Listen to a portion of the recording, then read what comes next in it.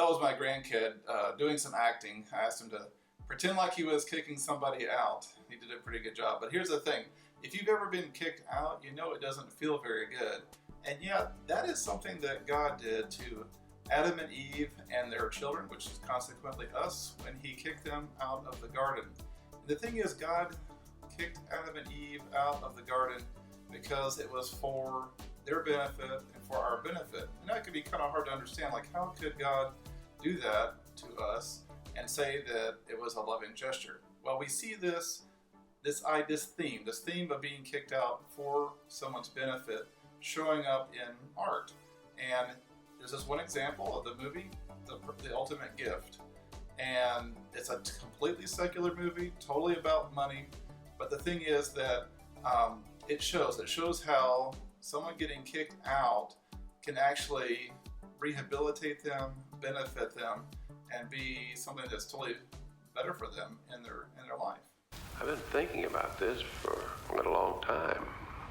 How can I give you something and not have it ruin you like your uncles and aunts, even some of their kids? So. Red is a billionaire, and he's died. But he's left this super convoluted will. There's a series of videos and series of challenges, so to speak, for Jason. What he wants to do is he wants to give Jason an ultimate gift. Jason has to go through a series of steps to achieve the goal of receiving this ultimate gift. So there's a reason for all these steps, and Red explains it. So I want to give you a gift, a series of gifts leading up to, well, I want to call it the ultimate gift. Now, you fail in any way, it's over. You get nothing. When a whole lot of money is dumped on a person, it can ruin them. And this movie shows pretty much how Red's children have not done well in life because of all the money that's been dumped on them. Good morning. Before we start, I'd like to say how much Red meant to me personally. As you know, we started out as business partners. And we ended up as friends. I am deeply grieved by his passing. Yes, well, that's very nice. Now, may we proceed?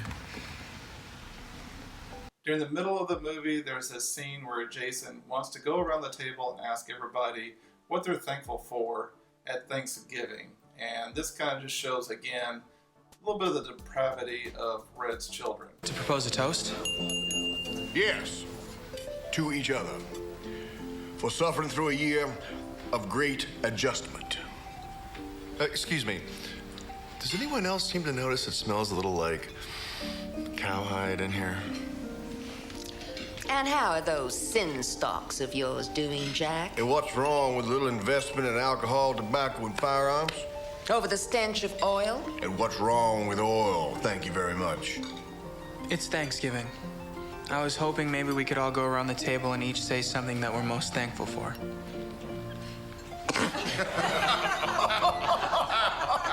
So early in the movie, Jason is given this gift of work, and Jason does not like the idea that all the work that he did was a gift to him, really just kind of helping him and rehabilitating him, but he does not like the sound of that at all. That was the gift? I do manual labor for a month, and you're trying to tell me it was a favor? To me? The gift of work. Wow. So to kind of get things started, to help Jason on his road to recovery, the first step is to take Jason's things away. And so here's a clip showing Jason losing his stuff, and it's very interesting the way the scene ends, where it's very similar to the Adam and Eve story, where they're kind of blocked from getting back into the Garden of Eden. Howdy.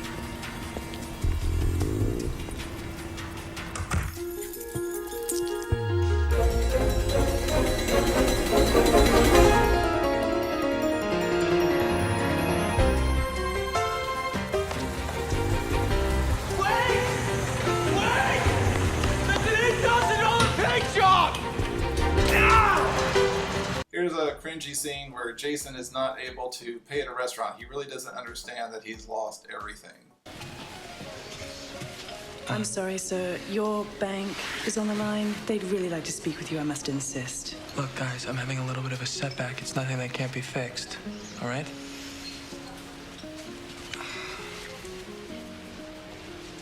Sweetie, I'm switching accounts right now, and I'm temporarily out of money. Is there a way you could pay for this? Well, here he understands he has nothing. He has nowhere to go, and he wants help. So he goes to his mom, and this kind of shows this battle that mom has to fight between doing something that would be in her son's best interest versus clinging to money. It just kind of shows where she's at. Do you have any extra spending cash? I would love to help you, but I can't. You can't. They told me specifically that you would be coming around for money and that I was not to give you anything. But I'm your son, Mom. That's what you're supposed to do. If I violate their instructions, I am out everything. Everything. So, for the sake of the greater good, I must insist that you leave. In the middle of the movie, Jason is struggling with this attachment to money versus finding out that maybe there's more to life than just money. And he's trying to explain this to a person that he has met and has befriended, and they don't have, they are of meager means. So he's trying to explain to them his attachment is this fight that he has with money. But money changes things. It gets you stuff. It's a way to live life, worry-free. Money takes away the worry. Yeah, I saw what money can do.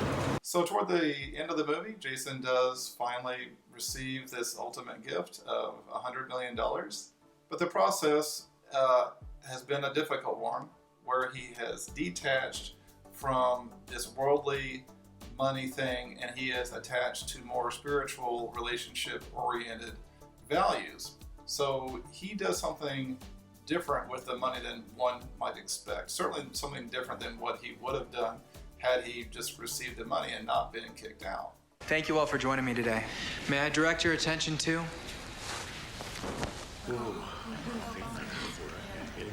It's called Emily's Home. It's for a dozen or more families experiencing extraordinary health challenges.